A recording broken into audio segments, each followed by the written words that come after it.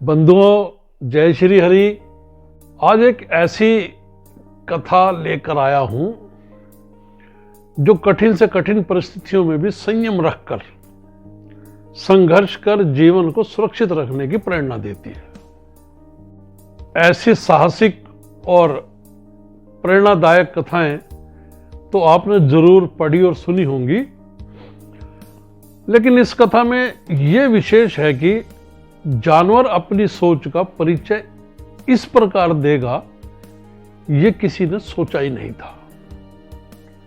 आइए कथा का आनंद लेते हुए कुछ शिक्षा ग्रहण करते हैं। एक दिन एक किसान का बैल एक सूखे और कम गहरे कुएं में गिर गया। बात पुरानी है, उस समय क्रेनें वगैरह नहीं होती थी। तो जब वो बैल कुएं में गिर गया और बैल जोर जोर से चिल्लाने लगा। स्वाभाविक है कि कुएं में गिरने के बाद उसको चोट जरूर लगी होगी।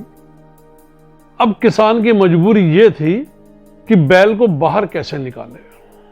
वह बैल की दर्द भरी चीखें भी सुन रहा था और विचार कर रहा था कि उसे बैल को कुएं से निकालने के लिए क्या क्या करना चाहिए और क्या नहीं करना चाहिए।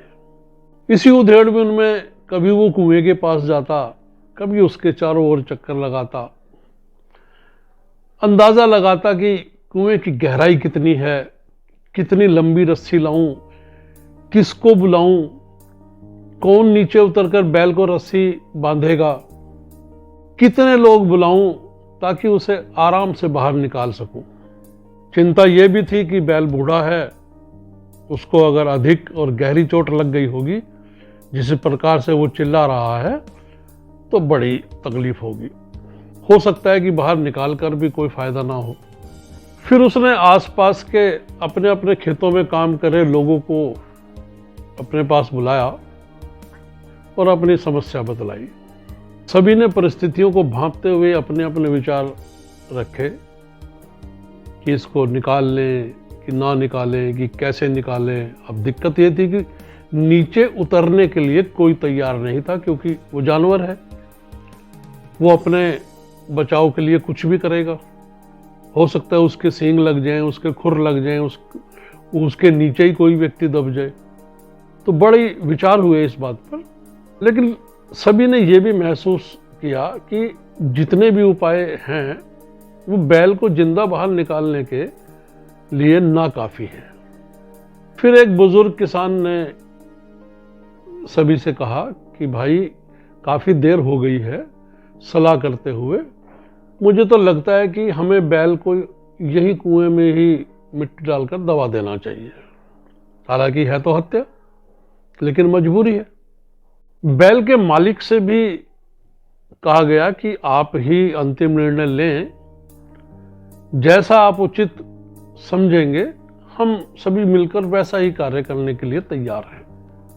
अंततः निर्णय लिया कि चूंकि बैल काफी बूढ़ा हो चुका है, तो उसे बचाने से अब कोई लाभ नहीं है, इसलिए उसे कुएं में ही दफना देते हैं।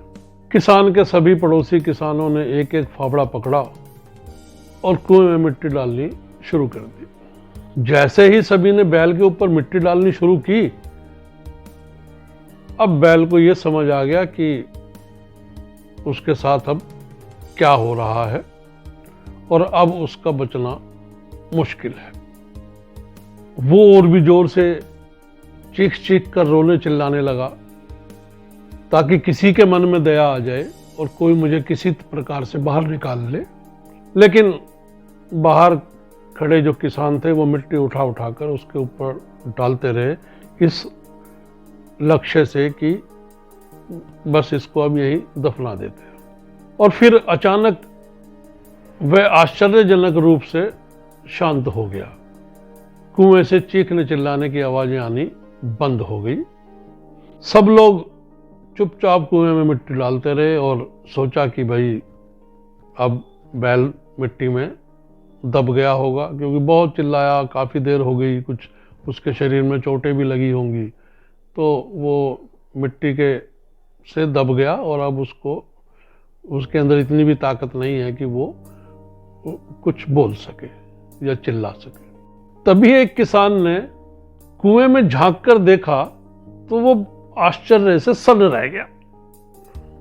उसने सभी किसानों को अपने पास बुलाया और दिखाया कि किस प्रकार से पीठ पर पड़ने वाले हर फावड़े की मिट्टी के साथ वो बैल एक आश्चर्यजनक हरकत कर रहा था।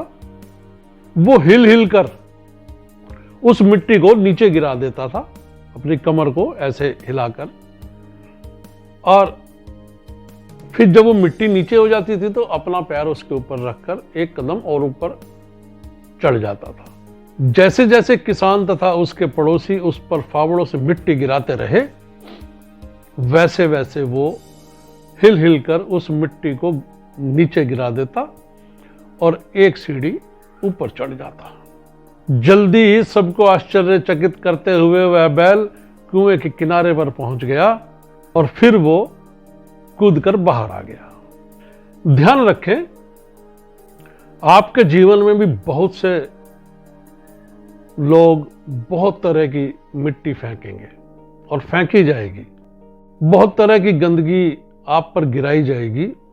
जैसे कि आपकी तरक्की से परेशान कुछ लोग तरह तरह की रुकावटें पैदा करेंगे। आपको आगे बढ़ने से रोकने के लिए कोई बेकार में ही आपकी आलोचना करेगा या उल्टे सीधे बातें कर आपको तनाव देगा। और हो सकता है कोई आपकी सफलता से ईर्ष्या के कारण आपको बेकार में भला बुरा कहने लग जाए। कोई आपसे आगे निकलने के लिए ऐसे रास्ते अपनाता हुआ दिखेगा जो आपके आदर्शों के विरुद्ध होंगे। ऐसे में आपको हतोत्साहित हो कुएं में नहीं पड़े रहना है। अपने मनोबल को बिल्कुल नहीं गिराना है, बल्कि साहस के साथ हर तरह की गंदगी को गिरा देना है। उससे सीख लेकर उसे सीढ़ी बनाकर बिना अपने आदर्शों को त्याग किए हुए अपने कदमों को आगे बढ़ाते चले जाना। व्यर्थ की बातों में समय गंवाने के बजाय बिना विचलित हुए अपने आप को केंद्रित कर आगे बढ़ते चले जाएं। फिर जब आप शिखर पर होंगे तो यही सब लोग आपको अपना आदर्श मानकर, आपका आदर्श बताकर आपके संघर्ष के दिनों की गाथा दूसरों को बड़े जोर शोर से सुनाएंगे और बताएंगे कि हम इसके क्या लगते हैं। दूसरों को आपका उदाहरण देकर प्रोत्साहित करते नजर आएंगे।